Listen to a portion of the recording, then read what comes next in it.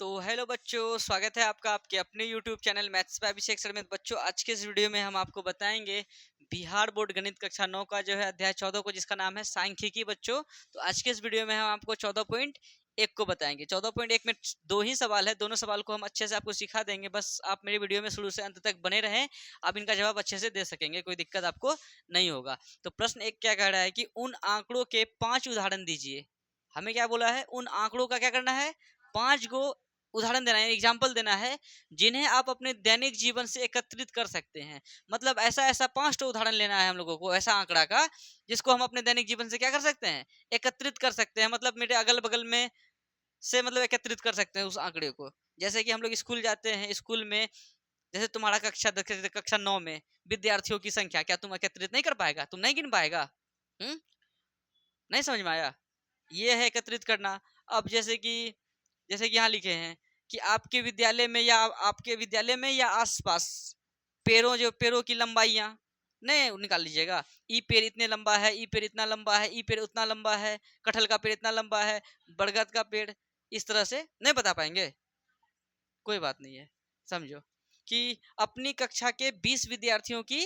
अच्छा, सबसे पहली बात तो उन आंकड़ों के 5 उदाहरण देना है जिन्हें आप अपने दैनिक जीवन में क्या कर सकते हैं, एकत्रित कर सकते हैं। तो पहला एग्जांपल देते हैं कि अपनी कक्षा के 20 विद्यार्थियों की लंबाई। क्या तुम अपने कक्षा में 20 विद्यार्थियों की लंबाई नहीं बता पाएगा? इंची टेप लेगा और नापेगा कि इतना फीट का है, इतना फीट का है, इतना फीट का। अपने यहाँ बोला ना, क्या बोला है, आप अपने दैनिक जीवन से एकत्रित कर सकते हैं। अगल बगल से दैनिक जीवन में नहीं सब चीज आ रहा है तो एकत्रित कर सकते हैं ऐसा। तो अपनी कक्षा के 20 विद्यार्थियों की लंबाई कर सकते हैं ना एकत्रित। चलो, हो गया। फिर अपनी कक्षा में किसी एक महीने के प्रत्येक दिन अनुपस्थित रहे विद्यार्थियों की संख्या नहीं निकाल पाएगा।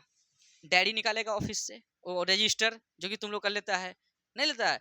जैसे बोलता है मतलब रोल नंबर 1 बोलता है ना, प्रेजेंट सर या प्रेजेंट मिस या प्रेजेंट मैडम, है ना। रोल नंबर 2, रोल नंबर 3, उसमें जो एब्सेंट रहता है उसमें नहीं कर देता है, मतलब लाल ऐसे करके चला देता है। तो उसी टाइप से तुम बताओ, एक महीना में जो बच्चा अनुपस्थित हुआ, तुम वो बच्चे का संख्या नहीं निकाल पाएगा कि कौन कौन बच्चा छुट्टी मारा। तो वो किससे निकलेगा? स्कूल के रजिस्टर से। समझ में आया? नहीं समझ में आया? ठीक है। ये भी तो ये हमारा यही हुआ, ये आंकड़ों का ही उदाहरण हुआ। 5 तो देना है ऐसा। तीसरा एग्जाम्पल क्या है कि आपके कक्षा मित्रों के परिवारों के सदस्यों की संख्या। तुम्हारे कक्षा में जैसे कि 5 तो तुम्हारा दोस्त है, अब उसका परिवारों की संख्या नहीं बता पाएगा कि हाँ कनक ज्योति के यहाँ 4 आदमी है, इसके यहाँ 3 आदमी है, रिया के यहाँ 10 आदमी है, इसके यहाँ दिव्या के यहाँ 20 आदमी है। क्या नहीं बता पाएगा? इस तरह से आप बता पाएगा तुम लोग। ठीक है, तो चलो चौथा नंबर देखो। अब चौथा एग्जाम्पल कि आपके विद्यालय में या उसके आसपास 15 पौधों की लंबाइयां, क्या आप नहीं बता पाइएगा? ठीक है। पांचवा, टेलीविजन या समाचार पत्रों से प्राप्त चुनाव का परिणाम। तुम लोग को ये पता चला नहीं, हाँ नीतीश कुमार जीत गया? नहीं, किससे सुनता है? समाचार में देखता है या मोबाइल में देखता है तो समाचार ना हुआ वो। समाचार पत्रों में या टेलीविजन या टीवी में, मोबाइल में, ये सब में आता है ना। ये सब उदाहरण हो गया। अब देखो 2 नंबर में क्या कर रहा है, समझ में आ गया ना? 5 उदाहरण दे दिए। अब तुम ये सब याद अगर तुमको नहीं रहेगा तो अपने स्तर से तुम लिख सकता है कि हमारे स्कूलों में पंखों की संख्या 10 है। क्या तुम नहीं गिन पाएगा? गिन लेगा। हमारे स्कूल में तेज विद्यार्थियों की संख्या 5 है, भूगोल विद्यार्थियों की संख्या 100 है। ऐसा करके नहीं कर सकते हैं? तो बस वही सब बात को लिख देना अपने स्तर से। ठीक है। अब प्रश्न 2 क्या कह रहा है कि ऊपर दिए गए प्रश्न एक के यही प्रश्न एक है, प्रश्न एक के आंकड़ों को प्राथमिक आंकड़ों या गौण आंकड़ों में वर्गीकृत कीजिए। मतलब प्रश्न एक में जो हम 5 ठो लिखे ना एग्जाम्पल, इसमें जो है ना हमें बताना है कि कौन कौन प्राथमिक आंकड़ा है, कौन कौन गौण आंकड़ा है। प्राथमिक आंकड़ा का मतलब समझा? जो तुम खुद कर सकता है, किसी का मदद लेके नहीं कर सकता, वैसा आंकड़ा जो तुम खुद एकत्रित कर रहा है, किसी चीज का मतलब मदद नहीं ले रहा है, तो उसको कहते हैं प्राथमिक आंकड़ा।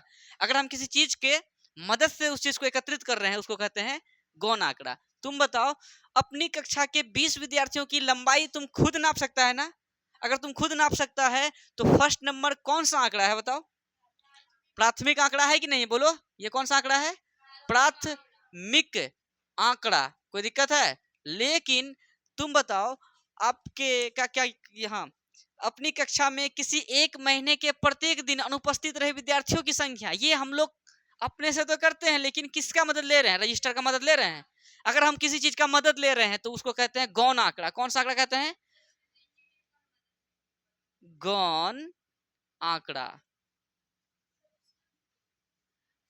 मतलब ये इंची टेप का तो करते हैं, मतलब खुद से नहीं कर रहे हैं, और इसको भी खुद से ही करते हैं, लेकिन मेन है इसमें रजिस्टर अगर नहीं मिलेगा तो 1 महीना का तुम याद रख पाएगा कौन आया कौन नहीं आया क्या?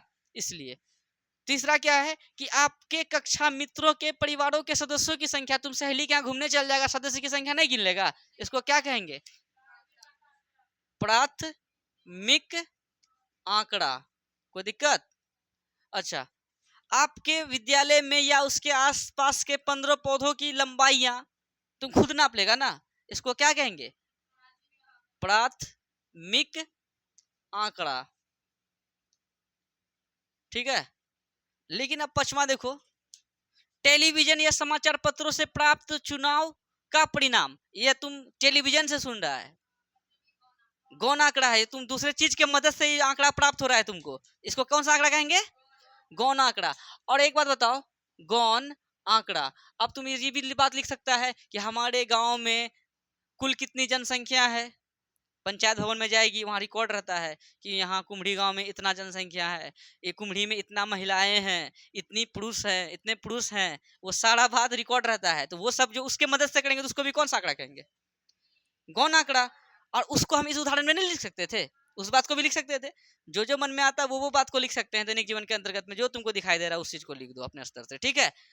तो 2 नंबर का जवाब हमें इस तरह से देना था, तो इसको फिर से लिखते, फिर लिखते, प्राथमिक आंकड़ा, गौण आंकड़ा, ई आंकड़ा, वो आंकड़ा, इतना लिखने के बाद हम उस समय का बचत हो गया कि एक ही बार में दोनों सवाल का जवाब हो गया। कोई दिक्कत है? तो इसको फिर से यहाँ उतारना है, समझ में आया ना? लेकिन हम तुमको ऐसे ही बता दिए। तो प्रश्नावली 14.1 फिनिश हुआ बढ़िया से? नहीं समझ में आया? कोई दिक्कत है? अब नेक्स्ट वीडियो में हम आपको प्रश्नावली 14.2 के सवालों को बताएंगे, वो भी प्रश्नावली बहुत ही ज्यादा आसान है।